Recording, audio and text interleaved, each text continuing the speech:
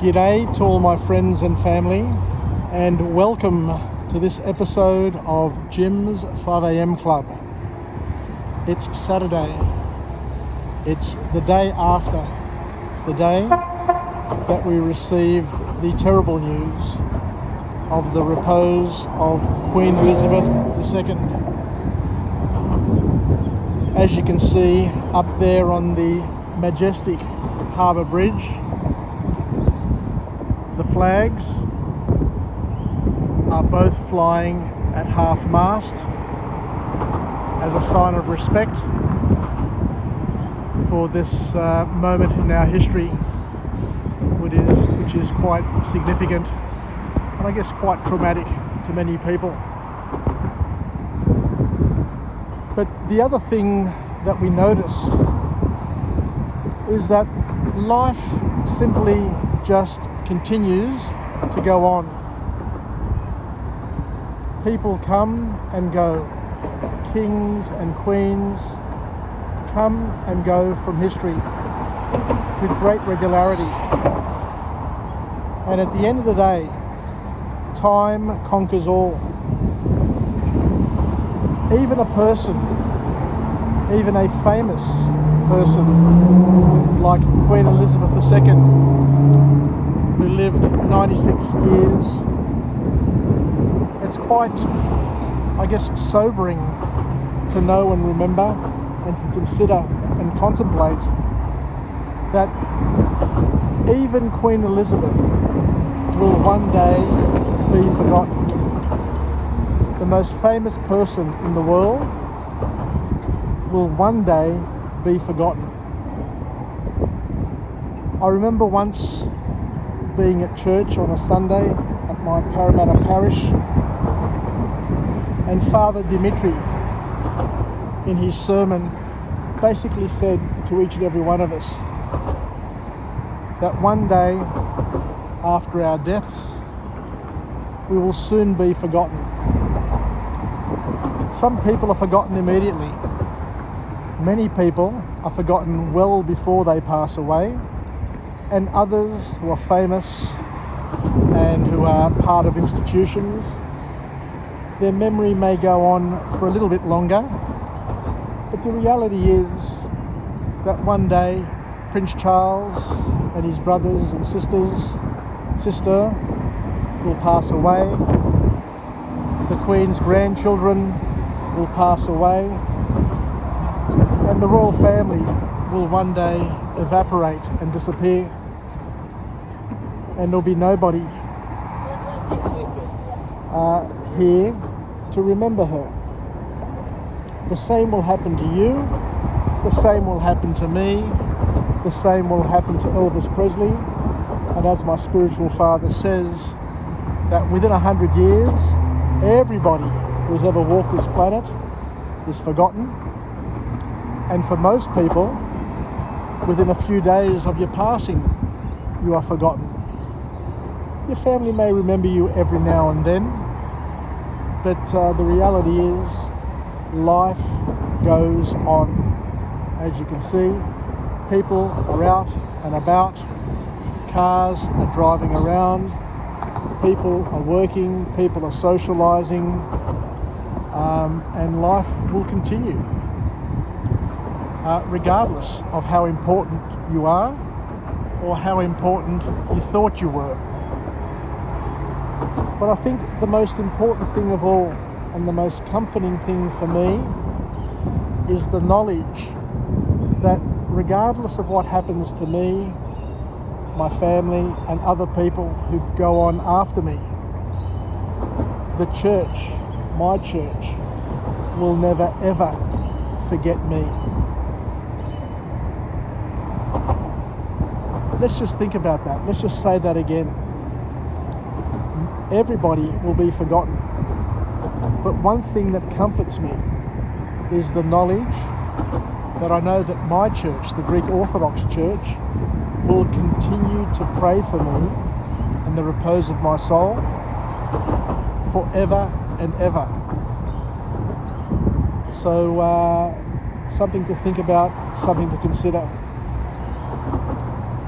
A few years ago, I read an interesting account about a meeting between a Greek philosopher, Diogenes, and his anglicised name is Diogenes, and Alexander the Great. I don't know if this is a true account or a fabricated account, but it is quite novel and quite interesting.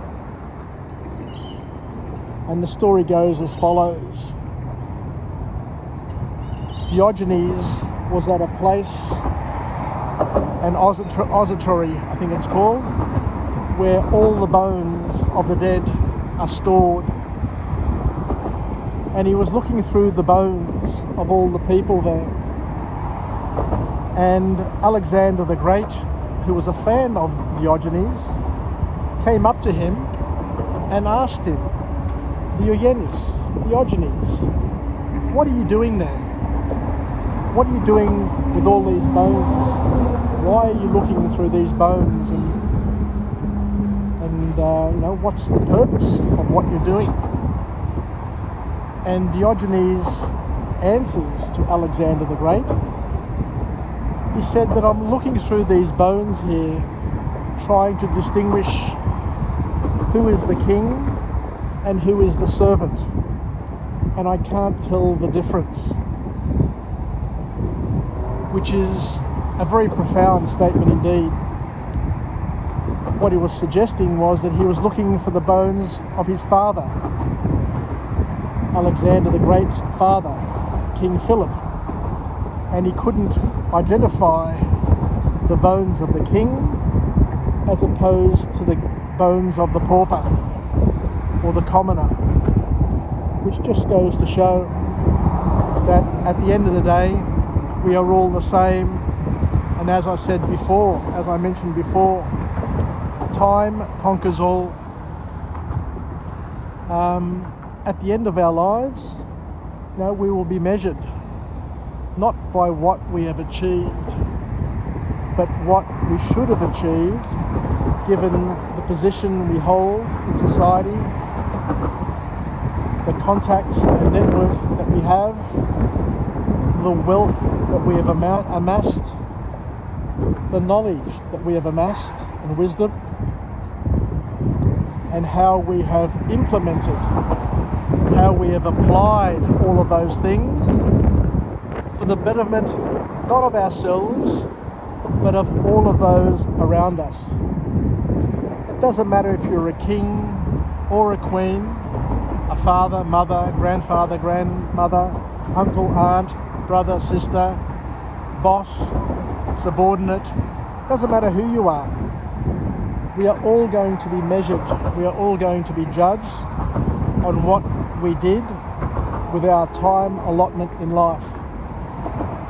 What I can say is that I, like many others, are in absolute amazement at how Queen Elizabeth II served her nation and served the world.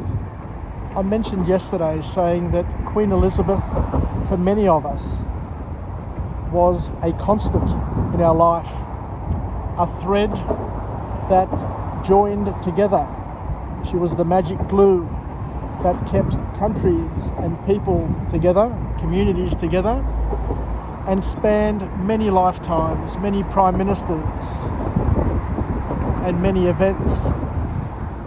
And I think it's important on reflection. I think it's really important in our lives to have people who are statespersons, statespeople, statesmen, stateswomen, who are there to create stability, to be a constant, especially in an ever-changing world where our values, our history, our past, right and wrong, are under constant threat.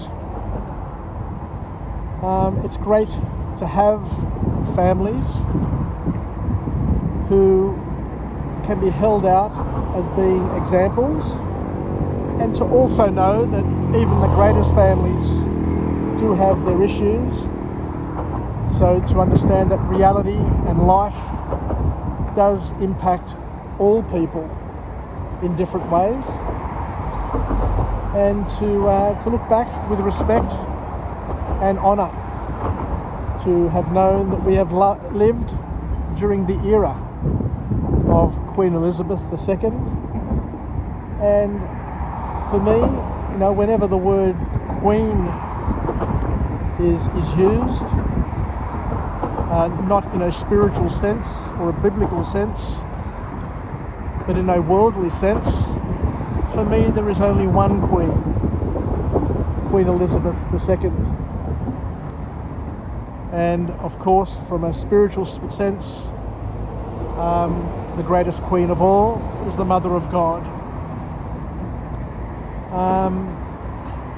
I guess I'll leave it there. So I guess the point that I wanted to make today was that even though the masts or the flags on the Harbour Bridge are at half-mast, even though the Opera House is lit up with the portrait of the Queen, there will come a day where nobody will ever remember or know who that portrait is of. And the same will happen with each and every one of us. That's the reality of life. Take care, happy Saturday, and I wish everybody all the very best. And life goes on for each and every one of us. Let's try and make every day an opportunity to express the goodness in the world, and to make sure that we leave a good imprint, a good footprint in the sand, so that when our turn comes to go, that people, the very, very few people who may remember us on the odd occasion, will remember us fondly and hopefully miss us. Anyway, take care, wishing you all the best, and bye for now.